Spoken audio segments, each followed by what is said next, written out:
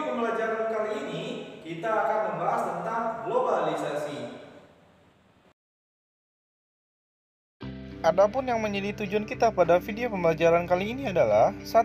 Menjelaskan pengertian globalisasi, 2. Menganalisis bentuk-bentuk globalisasi, 3. Mengidentifikasi dampak positif dan dampak negatif dari globalisasi, 4. Menjelaskan bagaimana upaya dan sikap dalam menghadapi arus globalisasi dalam berbagai bidang. Pengertian globalisasi. Globalisasi berasal dari istilah global yang berarti lintas batas yang merujuk pada perubahan. Dengan demikian, globalisasi diartikan sebagai fase perubahan yang terjadi pada masyarakat di seluruh dunia. Hal ini ditandai dengan batas-batas geografis antar negara yang dikaburkan oleh pertukaran informasi, barang, dan jasa akibat perkembangan teknologi. Bentuk-bentuk globalisasi. 1. Globalisasi bidang budaya. Globalisasi dalam bidang budaya memberikan manfaat, misalnya memperkaya budaya bangsa. Namun, di sisi lain memberikan ancaman terhadap keberadaan budaya lokal bangsa. Globalisasi budaya dalam hal bahasa, misalnya bahasa Inggris merupakan salah satu bahasa dunia. Semua orang belajar bahasa Inggris untuk dapat berkomunikasi dengan masyarakat dunia.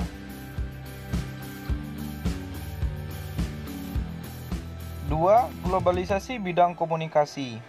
Globalisasi dalam bidang komunikasi dapat dilihat dari kemajuan teknologi komunikasi. Awalnya, masyarakat Indonesia berkomunikasi dengan cara tradisional. Kemudian, mulai mengalami perkembangan dalam hal teknologi telepon, handphone, internet, serta media sosial yang ada sekarang ini. 3. Globalisasi bidang ekonomi. Globalisasi di bidang ekonomi merupakan suatu aktivitas ekonomi dan perdagangan secara global dan terbuka. Dalam globalisasi ekonomi, berbagai negara di dunia menjadi pasar yang satu dan semakin terintegrasi tanpa mengenal batas teritorial atau kewilayahan antar negara. Globalisasi ekonomi memang berkaitan erat dengan perdagangan bebas. 4. Globalisasi bidang iptek. Globalisasi iptek membawa pengaruh besar dalam berbagai bidang kehidupan. Tujuan utama perkembangan globalisasi iptek adalah perubahan kehidupan masa depan manusia yang lebih baik, mudah, murah, cepat, dan aman. Dengan teknologi yang berkembang, kita dapat melakukan segala sesuatu dalam waktu yang singkat dan cepat. 5. Globalisasi bidang transportasi. Globalisasi sangat membutuhkan transportasi dalam proses perkembangannya.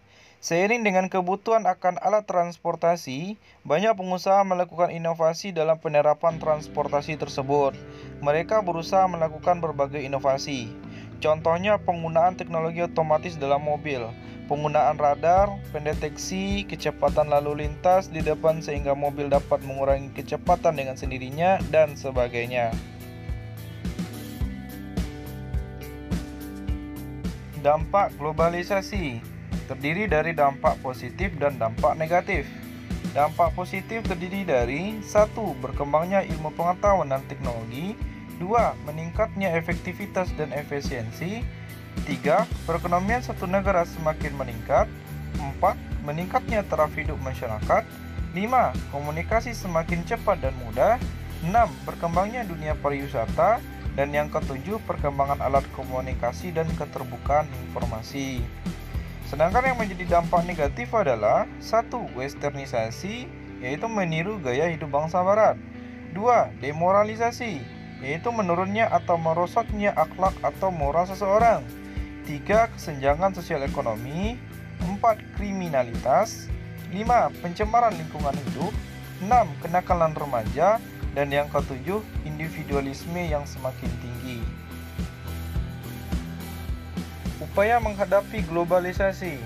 Upaya dalam menghadapi globalisasi budaya diantaranya adalah 1. Menyaring setiap budaya asing yang masuk ke Indonesia untuk kemudian diadaptasi dan digunakan bersama-sama. 2. Mempromosikan budaya asli Indonesia ke kancah internasional untuk menumbuhkan rasa cinta budaya Indonesia. 3. Menyukai dan menggunakan produk-produk asli Indonesia. 4. Memperkuat persatuan dan kesatuan agar warga Indonesia yang memiliki budaya beragam untuk bersatu melindungi budaya asli Indonesia agar tidak luntur terbawa arus globalisasi, juga tidak hilang karena diklaim negara lain. 5. Mematenkan setiap budaya Indonesia serta mempublikasikan agar tetap terjaga dan menjadikan masyarakat Indonesia bangga memilikinya. 6. Berpegang teguh pada nilai religius, spiritual, dan memupuk rasa kebinekaan agar Indonesia tetap berjaya dan berbudaya. 7.